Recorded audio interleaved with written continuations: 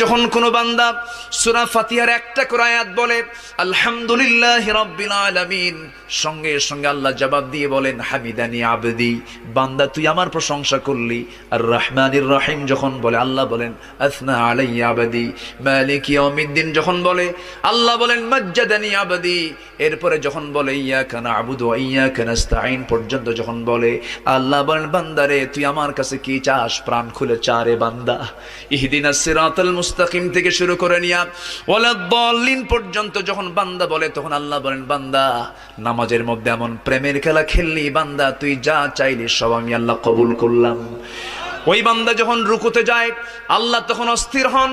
ওই বান্দা যখন সিজদায় যাওয়ার জন্য প্রস্তুতি নাই, সমস্ত ফেরেশতাকে ডাক দিয়ে বলেন ও ফেরেশতারা, এই বান্দাগুলো আমাকে দেখলো না, রাসূলকে দেখলো না, কোরআনকে দেখে হাদিসকে বিশ্বাস করে আমাকে খুশি করার জন্য তার সবচেয়ে সম্মানজনক